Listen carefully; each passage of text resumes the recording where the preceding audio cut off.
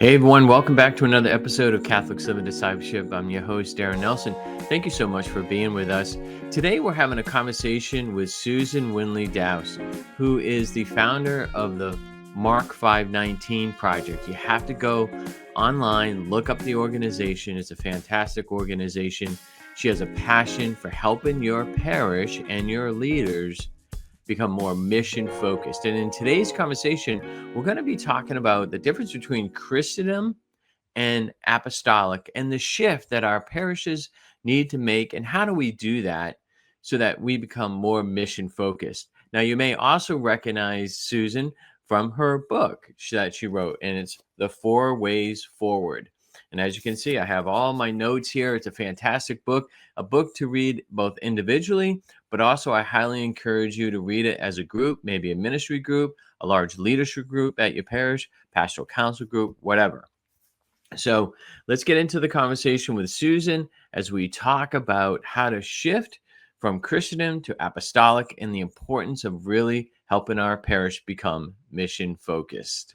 Great. Well, Susan, welcome to Catholics Living Discipleship. I'm so glad and honored to have you part of the podcast. Really excited about the conversation we are going to have today because I think it's an important conversation. I think it's a conversation that is meant to challenge us as parish leadership, and even any Catholics who are listening can learn from this conversation in ways in which to grow in their own journey, but also really to be encouraged to help the parish grow as well. So I want to welcome you. I reached out to you through LinkedIn because I was intrigued by what I saw with your Mark 519 project. So Susan, welcome, and so glad to have you here. Yeah, thanks, Darren. It's great to be here. And it's nice to know that LinkedIn does what it says, and that is it brings people together of common interests and minds. And I'm really looking forward to the conversation. Yeah. So briefly, tell us, just because I'm sure it may have intrigued people when I just said Mark 519 project, like, what is that? What the heck? Yeah, what do you do? And then we'll go from there. So what is that? Sure. The Mark 519 project is a Catholic nonprofit apostolate, and we're newer. We're in our second year, and Mark 519 is a verse that comes at the end of the healing of the Gerasene demoniac in the Gospel of Mark. And it's where Jesus says to this healed man who is just asked to follow Jesus, to stay with him. Jesus tells him, "No, I want you to go home to your own people and tell them what the Lord in his mercy has done." That's Mark 5:19. Go home to your own people and tell them what the Lord in his mercy has done. And it's really kind of the heart of what this apostolate tries to offer parishes in particular. And that is, you have what you need, and you have this commission, this first commission in Mark, to go ahead and share the story of what God has done in his mercy for the people of this parish. So that's where we start. We really focus on parishes. We help them become more apostolic, and through that, to thrive in ways that they may be finding difficult in this particular day and age and set of circumstances. So that's what we do. Yeah. So that word apostolic, it's some people may be thinking apostolic. Well, that's the apostles. That's in the Bible. That's not meant.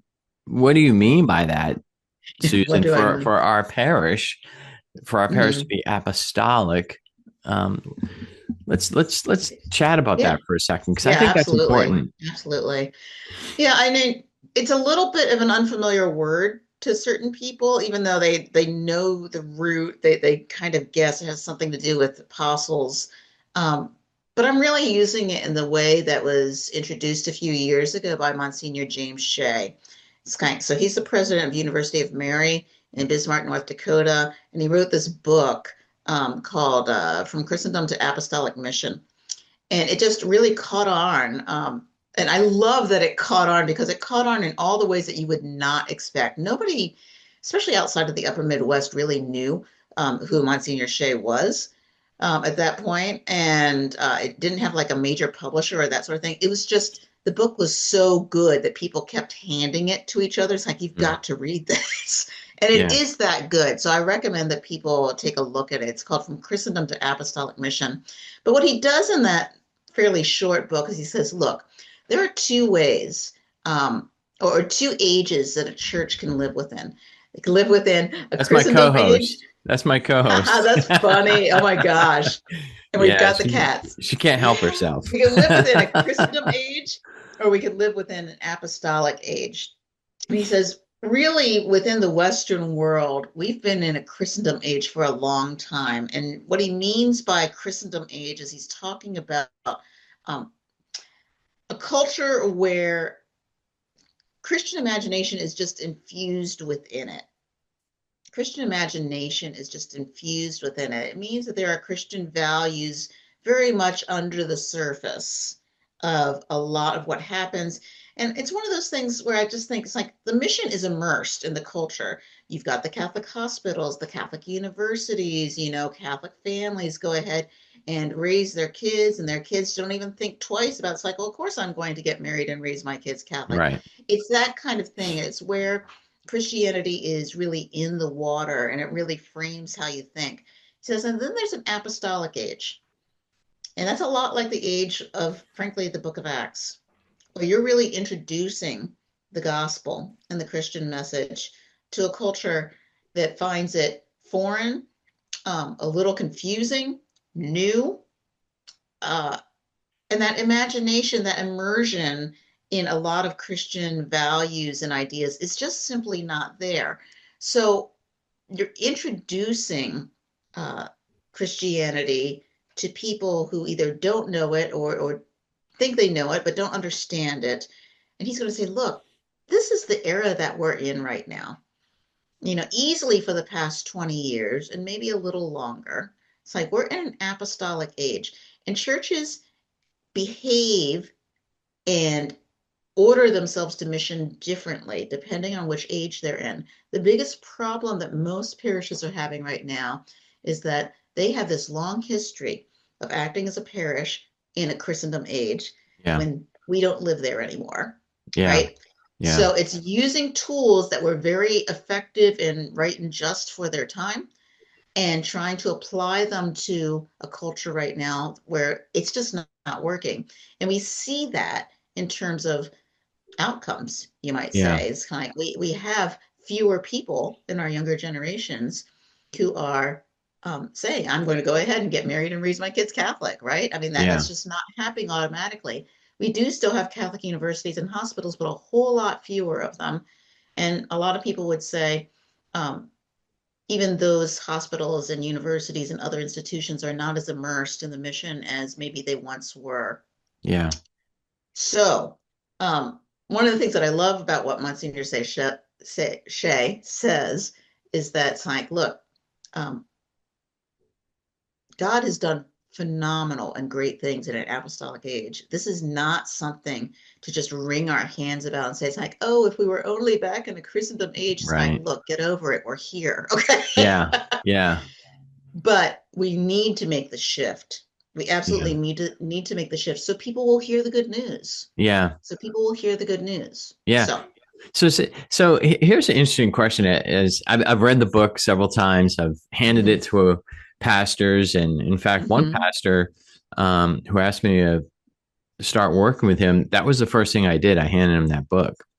mm, I said, read mm, this book, and then after you read the book, let me know what direction you want to go, because interesting. that helped me understand his heart. Right. Right. So yeah, so it's been such a great relationship with him since then, and working with his parish and creating leaders, really Yeah. mission Thank you. focused. Thanks for sharing that. I mean, I think Yeah. that I've had that experience too, not so much with pastors, but with other people that I work with. I've worked in a chancery for a while. I'm thinking of one friend in particular who knows Christianity like the back of his hand as well as church life, and is one of the most devout and generous people that I will ever know, to be honest. But it would talk about parish renewal, and he's like, well, isn't it like this, and isn't it like this? And it's like, and I'm listening to him. It's like he's not getting what I'm saying, and I'm not understanding why he's not quite getting it. But he was overcoming an awful lot of accumulated experience to Hmm. try to think of something new. And indeed, I handed him this book. It's like, read this book. And he's like, oh my gosh, I get it. So Hmm. the book has that kind of impact. He Yeah. really spells it out with remarkable clarity. Yeah, it really does. And you're right. I mean, it's, I know a pastor who was taught by the author, and I just the name escapes me, but yeah, and he was in class and was taught this while he was writing this, Mhm. and he's a great pastor. I've worked with him as well, but Mhm. I may get some pushback, and I hope listeners or viewers put some comments in with this. But here's a question that you just made me think about. Okay. If I had a choice, the Lord said to me, Darren, I'm going to put you either in a time of Christendom Mhm. or apostolic age. Where do you Mhm. want to be? And you Oh, know what? I would say apostolic age. And okay. here's why. Because I've lived in both, and you have too, right? Mm. Yeah, yeah, I think My that's true. my my sons have not. They have not experienced what I experienced when I was growing up. They've experienced a church that is challenged by everything that you just spoke to. So I grew up a New England Catholic in a town where the identity was, hey, are you Catholic or Protestant? Because you're one or the other. Right. So which is Right. it? Right.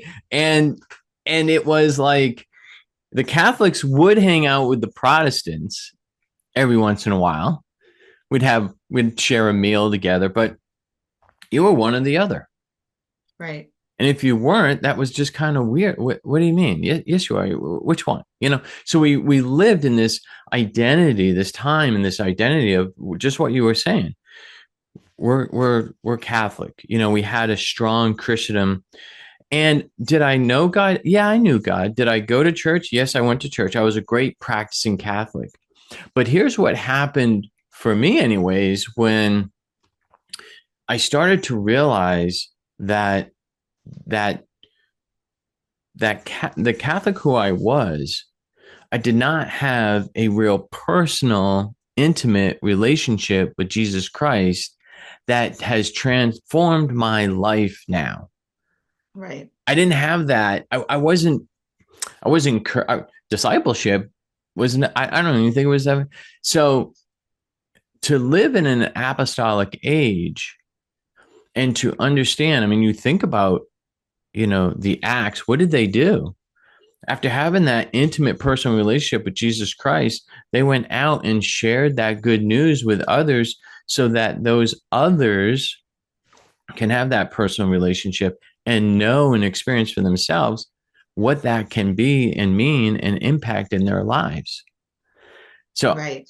I would Right. choose I mean, I apostolic think that's I age. think that's the positive. That's the Yeah. positive, and it's a massive one in terms of an apostolic age, right? Yeah. In that Not easy.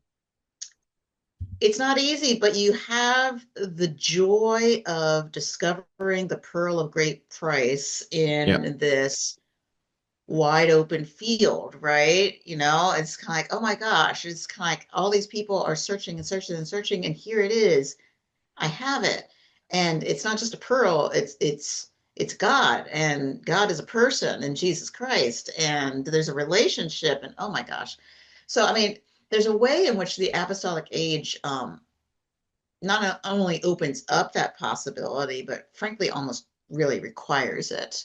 Nobody is going to hand your faith to you, Mm-mm. or at least not in the same way as the Christendom age. Now, while you were talking, it's like I was thinking, it's like, what would I choose? What would I choose? I could say lots of positive things about the apostolic age, and the reality is it's where we live. So I'm going to stick there. But sometimes I do think a little bit about I live in southern Minnesota, So I live just south of the Twin Cities, and we have a fairly large Guatemalan population of people who are immigrants from Guatemala. And I think sometimes they are the exception to this apostolic age around us because, living in these communities with some still very deep family ties, very faithful ties. I go to a couple of the churches that serve these Guatemalan immigrants. It's like, oh my gosh, it's Christendom. Here we are. This is what it's like. And there's a beauty to it. There's no question. It's Hmm. kind of like just this kind of like, oh my gosh, it's kind of like everything is centered on the church and returns to the church, and it's very cultural. And I'm not saying it's not honest on their parts. I think it is, Yeah. but it's very different, Yeah. right? It's very different. There's a beauty to both. It's just really important to know where you are, Yeah. frankly. Yeah. Yeah. So Yeah. true. Yeah. So true. And, developing that deeper relationship with Christ for me has really awakened a more significant encounter and experience with the sacramental life in the Catholic Church for me. Right. It has a much deeper meaning for me now than it did when I was growing up in the Catholic Church. Hmm. Growing up in the Catholic Church, I mean, I was in, back then we called them altar boys. I was an altar boy, Hmm. and I lived that Catholic life. I enjoyed it. I loved it. Um, but today it's because of this intimate relationship with Jesus Christ and discipleship and desiring to grow in that, so I can be missionary. I can help draw people into that relationship so they can um, have, I hope, have the same impact that in their lives that it has in my life, right?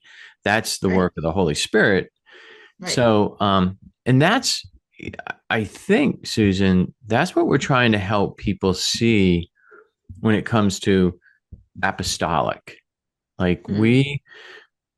because your Mark 519 project helps transform parishes to be apostolic, right? To be mission focused, Absolutely. right?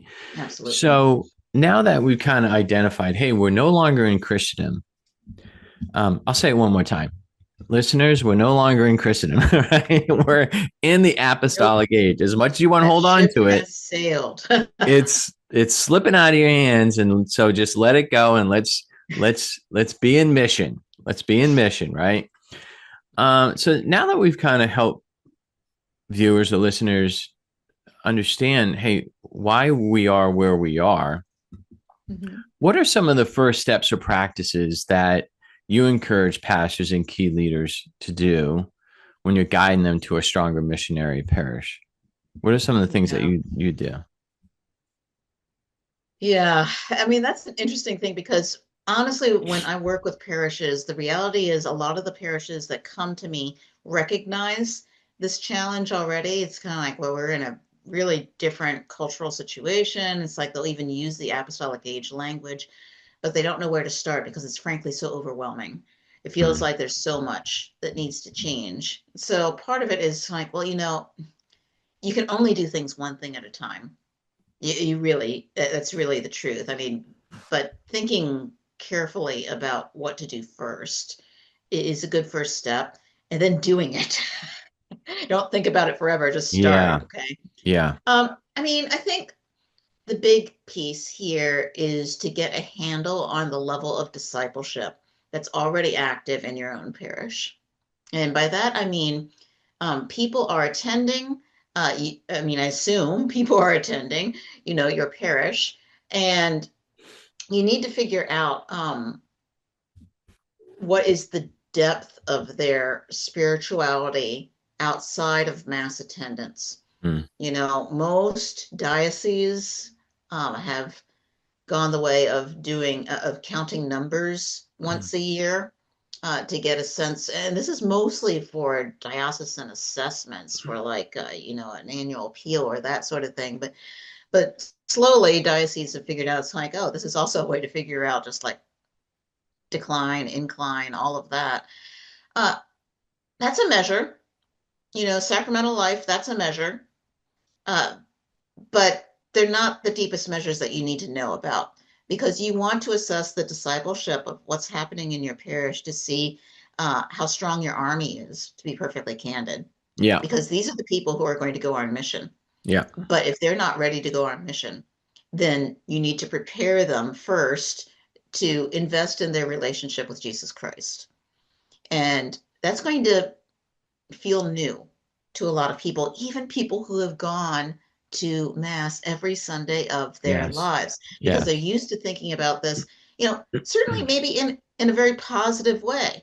Um, and they may even say it's more than a custom, it's like I do believe in God. I do try to do the right thing. I mean, I'm not knocking where these people are at, but they often don't recognize there is so much more. Yeah. There's so much more.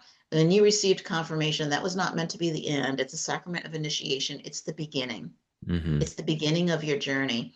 So figuring out where people are at is a good way of doing that. And, one of the ways that I do that, it's like you really need to do some kind of, I don't love surveys, but, a survey is going to be the easiest quick capture of people's prayer lives and make it anonymous so they'll be honest, right?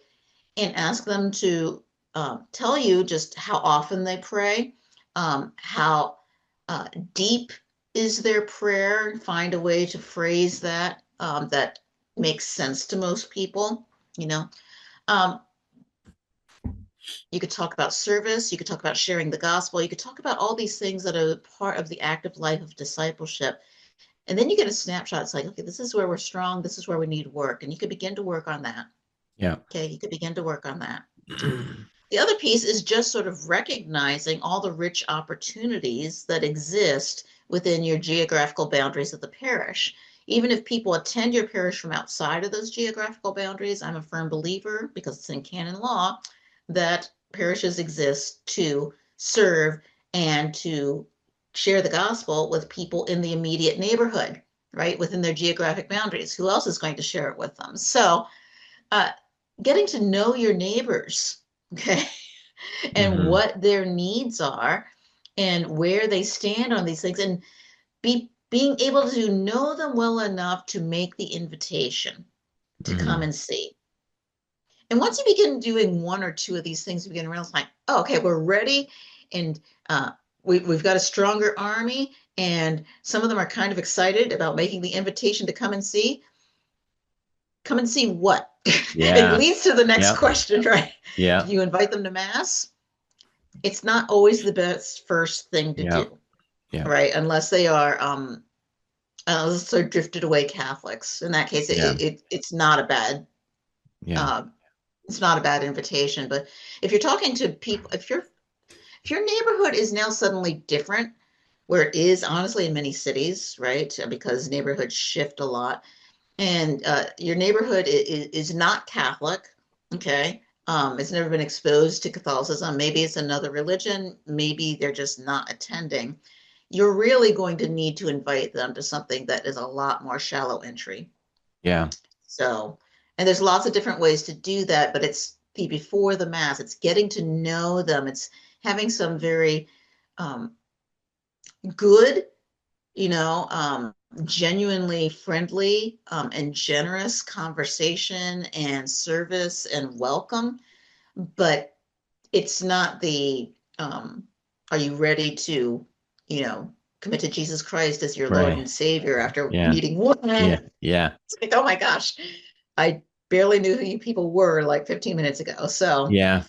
Yeah. So a lot of the same when I work with parishes, pastors, key leaders, a lot of the same things. Yeah. I mean, a lot of what you're saying is resonating with me as well. And, yeah. I'm sure you hear this as well when you start that assessment, so to speak, and people let's just say volunteers or the leaders that have gathered around the pastor to say, yes, we want to help the parish grow.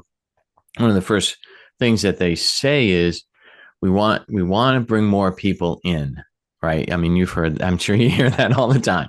We got to Of bring course, who people, doesn't, right? right? We got to bring people in. And I'm sure you ask the same question. And what are you inviting them into? Right? Like, what is it you're inviting them into? Are you inviting them into, and that awareness, see, there's that desire, but I think our role is to help key leaders develop the awareness of what it is they're saying. Are you inviting them into the very thing that they left? Right? Or what is it? And so asking questions like, how are you going to welcome them? Mm-hmm. How are you going to discover their desires? Because it's not just putting people in a pew, right? Right, It's right, really helping to encounter, engage, and accompany. Right? We're called to right. accompany. That's why we're going to say it. It's not Christendom. It's apostolic. Apostolic is mission. Accompaniment is mission. Inviting them. So it's really, and and you're saying this, helping people to understand where are they at in their journey with Christ, so Mhm. that they can relate to others that they're inviting back into the pews, or Right. even relate to those who are in the pews who have not yet awakened their heart to a personal relationship, Mhm. to discipleship. Right, right. Yeah.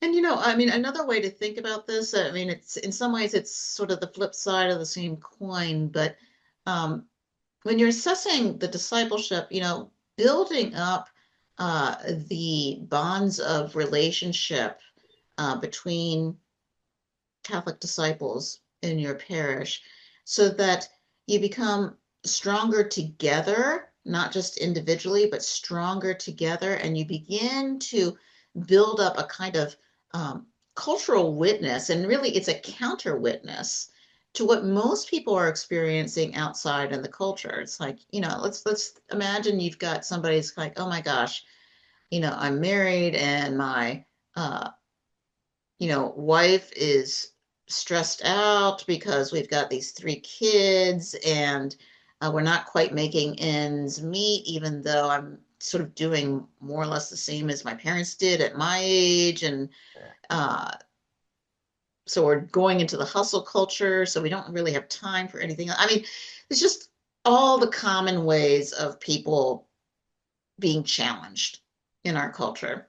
It's like if they walk into or invited into really a parish that really operates on it's like, look, our value is not perfect security, it's loving each other. Okay.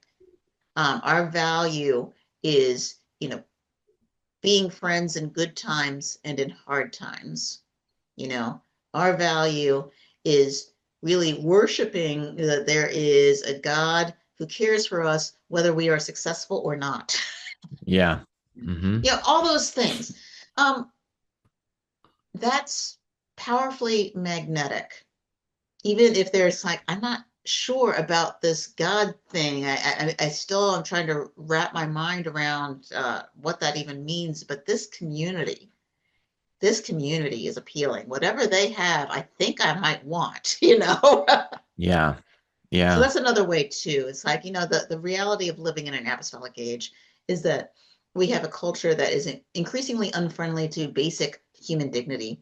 Yeah. Right. And So the Susan, more that we really build that up with each other in our parish, that's a witness too. yeah. And people are not going to experience all that you said by just coming to mass, to walk into mass, sit in the pews, and walk out. Right. Right. Unless, I mean, granted, people could say, if we have a great welcoming community Hmm. as people walk in, as people experience the mass, as people walk out, if there are, I'm just going to use the word, those parishioners who understand mission, understand discipleship, and are engaging people in a welcoming way and starting to develop that trust, right? Because gosh, we could even have that conversation about thresholds, couldn't we? Like, We right? could, right? Start developing that trust as people are encountering the Mass at your parish, then yes, they're going to experience that. But there has to be more that you're offering than just that walk in, come to Mass. How are you witnessing out into the community about the impact that the parish itself has in your life, your relationship with God has in your life? I just did a great conversation with Tracy Welliver from LPI about parish identity, you Hmm. know, and this kind of goes into parish identity, It one's, does. yeah. So, yeah, what you're saying is just so true. We have to help, I believe we have to help those key leaders understand we have to help people to hear. They're not going to hear it by just walking into Mass and walking out. The impact Right. of what you're saying for, Right. yeah, yeah. Right. And I mean, that's the advantage of having a kind of outreach that does not 100% center on the mass. I do think that there's a lot that could be done, and really should be done in terms of amping up the hospitality Mm-hmm. that happens uh, in the first 10 minutes. When people are arriving down the street. I would say it even begins as soon as you get into the parking lot. It's like, okay, this is where hospitality really needs to begin. Um, that's meaningful, right? I mean, it is meaningful because people tend to make their judgments about their comfort level at a certain place pretty quickly. So those first 10 minutes matter. But but you're right. I mean, the mass is not meant for that. The mass is meant for worship of God, Mm-hmm. right?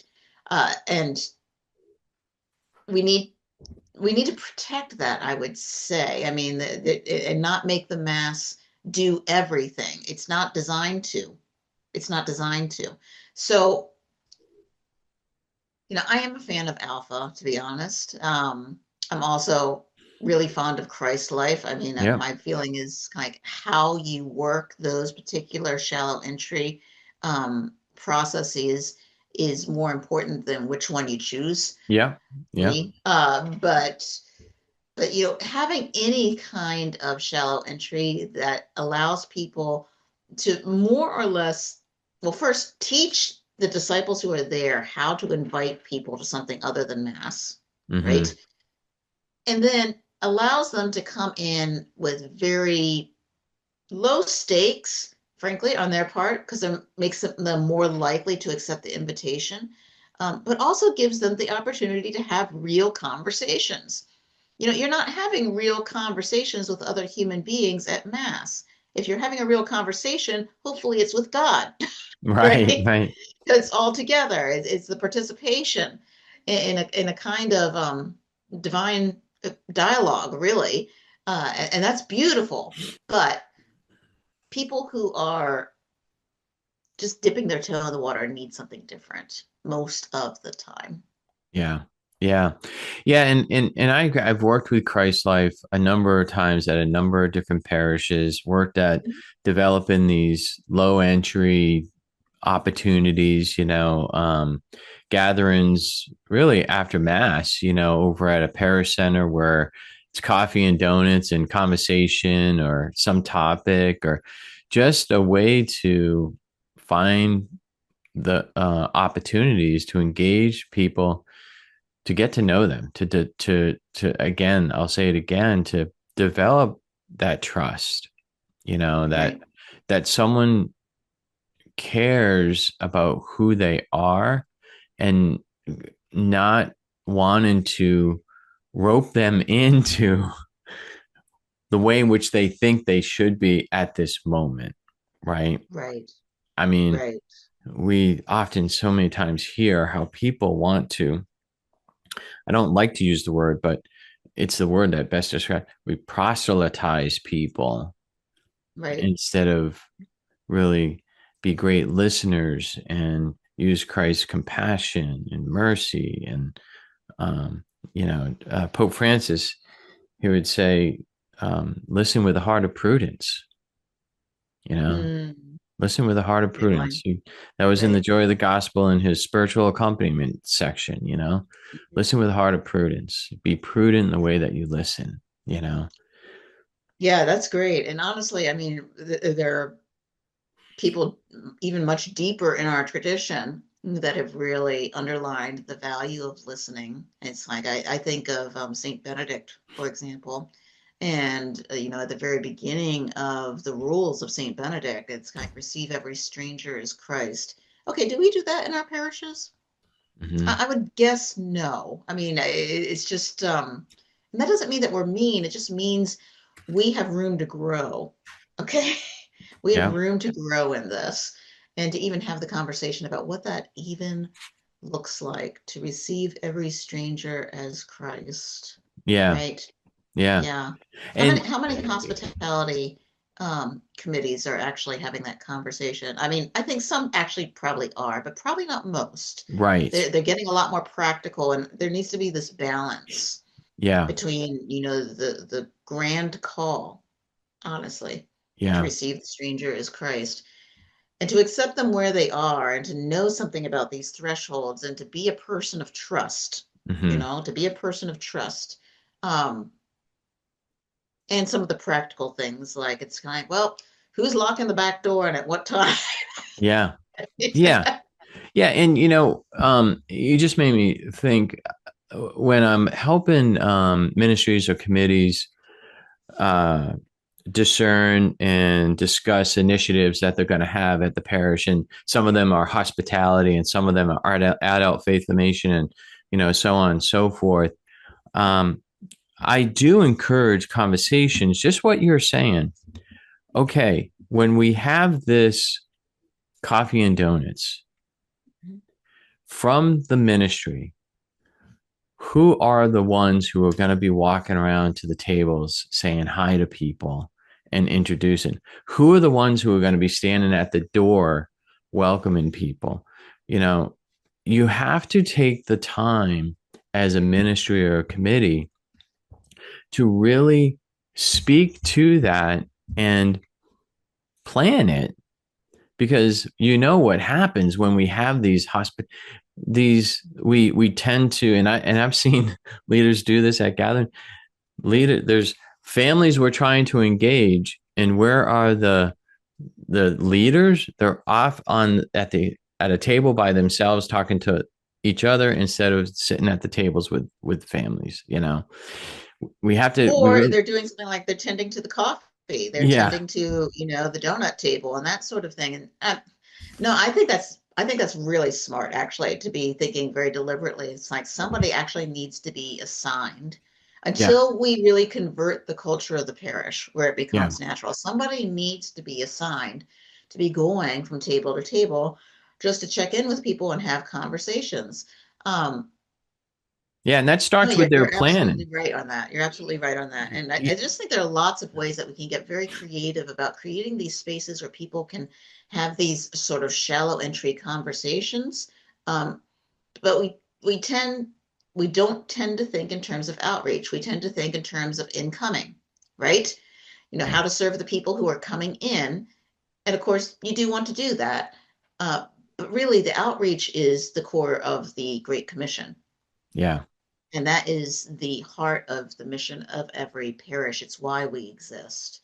yeah, So we need to give outreach um, a kind of first priority, I would say, actually, as a sort of counterbalance to the yeah, way that we have practiced church for many decades. yeah, yeah.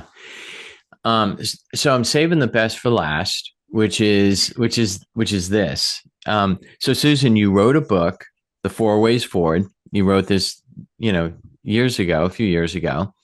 Yeah. It's a great book, and in fact, if you remember when we first started chatting, I had said, "Oh my gosh, you're the author of that book!" Like, but great book.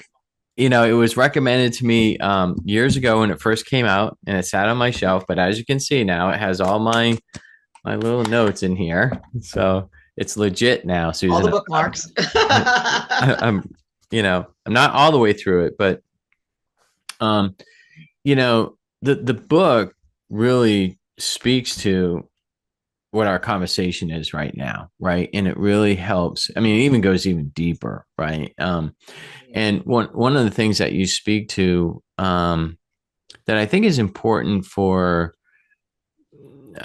key leaders or anyone who's looking to help shift the parish culture is we do have to become aware of, hey, there are stages, right? Pre-evangelization, evangelization, catechesis, mission, right? Mm-hmm. There are these stages that we ourselves have journeyed through or are journeying through, and that other people, their faith journey, you know, each stage is important. And how do we foster that at our parish? And how do we make sure? I think this is even just as important. How do we make sure that we have it balanced properly? Because we could be going out, we could be great stewards. We could be a parish that just goes out and serves and serves and serves, but we're not paying attention to trying the pre-evangelization stage, right? Right, Or the catechesis. So you right. speak about that in this book. Share a little bit about your book for us, and really, how can people benefit? Like, how would reading this book just help people think a little bit differently? Maybe, Yeah, yeah. Well, yeah, thanks for the kind words. I appreciate that very much. It was published about 3 years ago now. And it's called The Four Ways Forward because I'm arguing there are four ways forward in order to become an apostolic parish. And this came out of my work when I was director of missionary discipleship for the Diocese of Winona Rochester for about 7 years. Right away, I figured out it's like there's a ton of material out there on how to become an evangelizing parish. All right, the lack of materials is not the problem. There's yep, almost too much, and that's what I was hearing really from parishes, especially from pastors and parish staff. It's like we don't even know what to choose or why, to be honest. yeah, We know we need to be doing something, but we don't know where to start. We don't, all of this. So first I just began reading all of this stuff and just getting immersed in all of it and began realizing, wait a minute, there are like four different models that are sort of hidden within here. And they are kind of hidden because nobody was really talking about them as models. I thought, well, maybe if I categorize these into models, it'll help people choose better. And then I realized that the models actually built out this this pathway that you already articulated. This whole pre-evangelization moves to evangelization, moves to catechesis and discipleship, that moves to mission. And that's not new to me or to you. It's actually part of church teaching. It's part of the directory of catechesis. I mean, it's baked into a lot of our documents. So when I saw that those models, in many ways, really lined up a bit with that whole pathway, it's like, oh, so if people chose one, that means that they would have to choose another two in order to cover the pathway. You could choose four, but you could do it with three. You could do it with three. So basically, I argue that there are four models, and one of them is radical hospitality and first proclamation. We were just talking about Alpha and Christ life. They really fit in this model. Some others do too, but that tends to be at the beginning of the process. This is the shallow entry. This is the outreach. This is the invitation. This is how you welcome people in and meet them where they're at. And you give them the opportunity to hear that God is good and God is love and God has sent his son Jesus Christ to die for you and he was risen from the dead and he gives you his Holy Spirit just so you could be with God now and forever in heaven. Okay, you get to hear that. Lots of Mm, people have not heard that, and they hmm. haven't really internalized it, even if they have. That's one model. Second model is really focusing on small groups and sort of building out those small groups in a process that some people call spiritual multiplication. Renew, in its own way, did this many years ago. Focus on college campuses really has taken this and run with it in a big way. They're trying to translate this into a parish context. I think there are different ways to do that, and it's important.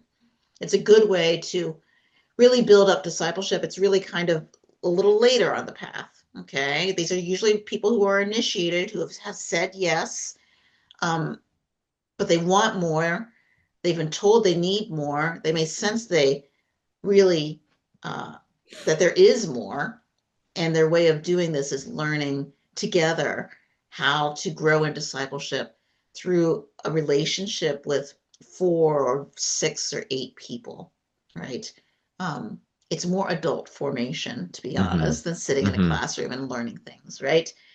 Okay. And then the third model is this organizational mission refocus, which is really done a lot of good work, honestly, in the past few decades about talking about it's like, when you have leaders and they work together, there are better and worse ways of doing that, honestly, and more effective and ineffective ways of doing that. So, uh, the Amazing Parish is probably the best known example of this, but there are others as well where um, people who are in leadership get some tools to work together better.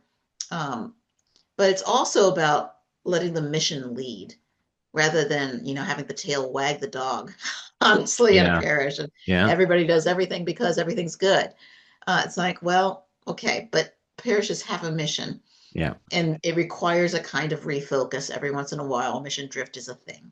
Yeah. So, how do you refocus your mission to be on outreach and evangelization? And fourth one is signs and wonders. And it's really elevating the fact that God speaks to us today, yesterday, and today, and forever through signs and wonders, and not being shy about that. Because I do think that one of the things that the apostolic age and the whole rise of secularism has sort of dampened in many Catholic churches in the Western world is that our God is a God of miracles. Hmm. you know it's made it harder for us to talk about miracles because science is supposed to be our god if we're outside of the walls of the church, right? Um, and the Catholic Church has a very sophisticated way to talk about the relationship between God and science, but it's not something that many people have absorbed. And even that sophisticated language about how God and science are not contradictory to each other Yeah. um, still doesn't it knowing that is good, but it still means we need to talk about the fact that God breaks through, Yeah. that God is God, right? Yeah. That God is Yeah. in control of any of it and can break through whenever and however and with whomever he wishes, and he does it today. Yeah. Because these stories, like the one of the Gerasene demoniac, honestly, who was Hmm. healed, um, didn't expect it that morning when he woke up, did he? Right? But he was healed by Jesus Christ. Those stories carry just enormous authority and weight, Yeah. enormous authority and weight, because people see the difference in people's lives. Yeah. And I'm sure you experience this as well. Oftentimes people will say that God hasn't broken through into my life. There's no major signs and wonders yet in my life, and um, what I experience is when I help someone to slow down and Mm, reflect. And I did this the other night at a parish where we were in small groups. Someone said that in not directly, there's no signs and wonders, but the person said they haven't God really God hasn't had any significant impact in my life yet, you know. And when you help someone slow down and just say, well, think about that for a second. In what way has God impacted your life? Let's just slow down and think about. And it took the individual, I would say, 20 seconds. Because at first he was literally doing this, shaking his head. And then you could see him like just go, well, this has happened. So my point is that we don't slow down enough, right? We haven't really been shown how to do that. And I love blind Bartimaeus. He always continues that scripture always continues to help me grow in a deeper relationship with Christ and an awakenings. And I reflected on that recently, and I actually did a little video on it too. But Okay. Blind Bartimaeus, he was yelling out. He hadn't had a great personal encounter with Christ, but he must have known about him because he was, hey, Jesus is coming this way. Hey, I want some of what you got. So I'm gonna acknowledge that. Hey, Jesus, have mercy on me. I've heard what you've done. And so he gets called, right? And Jesus says, and we know what he says, but he says, go because your faith has saved you. He didn't say, go, you've been saved because you had an enormous amount of faith in me. So that's why I said, no, it doesn't matter how much. I think it was probably this much, not a great amount of faith. Go your way. But yet, what does he do? He follows Jesus. Right. He follows Jesus, right? So what I hear in that is just that small amount of faith, just that small awareness of signs and wonders that we can help people have, can awaken another step, can transform your life a little bit more so that you have a desire to continue to follow Jesus and be awakened even more. Because I can only imagine blind man Bartimaeus wanted more, right? Right. Of course, right. No, and that's the way that it works. That's the way that it works. But I'm really glad that you pointed that out because I mean, the one downside to the Mark 519 project being named after the Gerasene demoniac, it's like, well, actually, I'm not, demonically possessed, so I cannot relate to this story, right? It's like, well, but, and it's exactly what you said. It's like signs and wonders can be enormously effective and be smaller or at least less dramatic. And so it's like, if you are a parent, at the birth of your child, uh, you know, was that a spiritual experience for you? Or if not the birth itself, maybe receiving the child afterward. Um, and even with adoption, I hear things like this, right? In fact, I would say, especially with adoption, people really see it as just this wholly amazing moment, right?